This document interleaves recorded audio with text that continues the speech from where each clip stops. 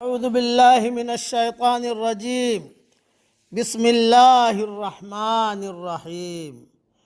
سورہ روم کی آیتیں پڑھ رہا ہوں، آیت نمبر 30، 31، 32۔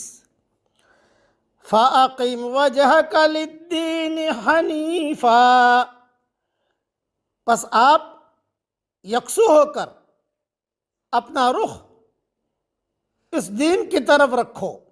فطرت اللہ التي فطر الناس علیہا، اللہ کی فطرت جس پر اس نے لوگوں کو بنایا ہے۔ لا تبدیل لخلق اللہ، اس کے بنائے ہوئے کو بدلنا نہیں۔ ذالک الدین القیم، یہی سیدھا دین ہے۔ وَلَكِنَّ أَكْثَرَ النَّاسِ لَا يَعْلَمُونَ، لیکن اکثر لوگ نہیں جانتے۔ مُنِيبِينَ إِلَيْهِ وَاتَّقُوهُ وَأَقِيمُوا الصَّلَاةَ وَلَا تَكُونُوا مِنَ الْمُشْرِكِينَ، اسی کی طرف متوجہ ہو کر اور اسی سے ڈرو اور نماز قائم کرو اور مشرکین میں سے نہ بنو۔ من الذین فرقوا دینہم وکانوا شیعا، جنہوں نے اپنے دین کو ٹکڑے ٹکڑے کر لیا اور وہ بہت سے گروہ ہو گئے۔ کل حزب بما لدیہم فرحون، ہر گروہ اپنے طریقے پر خوش ہے جو اس کے پاس ہے۔ یعنی ہر فرقہ اور گروہ سمجھتا ہے کہ وہ حق پر ہے اور دوسرے باطل پر، اور جو سہارے انہوں نے تلاش کر رکھے ہیں، جن کو وہ دلائل سے تعبیر کرتے ہیں، ان پر خوش اور مطمئن ہیں۔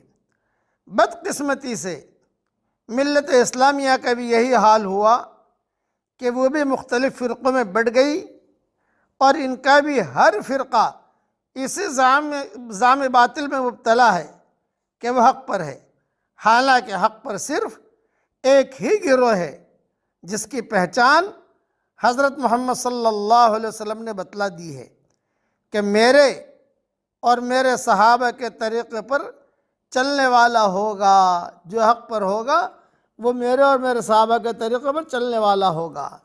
ہمیشہ یاد رکھنا، اصل دین ایک ہے اور وہ ہر پیغمبر پر اپنی کامل شکل میں اترا ہے۔ وہ ہے ایک اللہ کی طرف رجوع، ایک اللہ کا ڈر، ایک اللہ کی عبادت، ہماتن ایک اللہ کی طرف متوجہ ہو جانا، یہی دین فطرت ہے۔ یہ دین ابدی طور پر ہر انسان کی نفسیات میں سمویا ہوا ہے۔ تمام پیغمبروں نے اسی ایک دین کی تعلیم دی ہے، مگر ان کے پیرووں نے، ان کے شاگردوں نے، ان کے بعد کے آنے والی نسلوں نے ایک دین کو کئی دین بنا ڈالا، ٹکڑے ٹکڑے کر دیے۔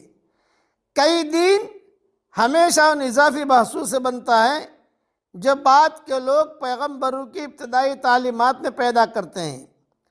عقائد میں نو ایجاد مشگافیاں، عبادات میں خود ساختہ مسائل، زمانے کے تاثر کے تحت دین کی نئی نئی تعبیریں، یہی وہ چیزیں ہیں جو بعد کے دور میں ایک دین کو کئی دین بنا دیتی ہیں۔ جب یہ اضافی وجود میں آتے ہیں تو لوگ اصل دین کے بجائے اپنے انہی اضافوں پر سب سے زیادہ زور دینے لگتے ہیں، جن کی بدولت وہ دوسرے گروہ سے جدا ہو کر الگ گروہ بنے ہیں۔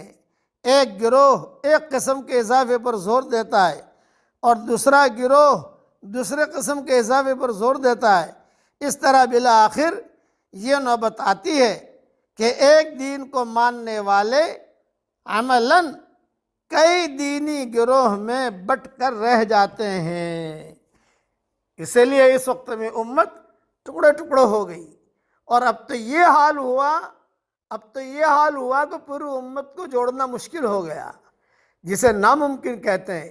اتنے مذہب بن گئے، اتنے ساری دنیا میں جا کر دیکھو آپ، الگ الگ۔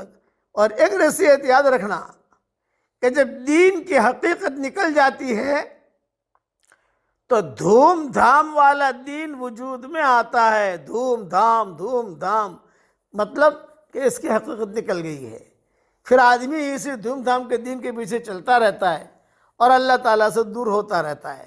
اللہ تعالیٰ ہمیں وہ دین پر چلنے کی توفیق عطا فرمائے جو اللہ کو پسند ہو، ایسا ایمان دے کہ اس کے بعد کفر نہ ہو، ایسی ہدایت دے کہ اس کے بعد گمراہی نہ ہو، ایسی ترقی دے کہ اس کے بعد تنزلی نہ ہو، اور ایسا اس کا قرب دے کہ اس کے بعد اس سے دوری نہ ہو، اور اللہ جل جلالہ عم نوالہ ہر وہ کام کرنے کی ہمیں توفیق عطا فرمائے جس سے اللہ راضی ہو جائے، اور ہر اس کام سے بچنے کی توفیق عطا فرمائے جس سے اللہ تعالیٰ ناراض ہو جائے۔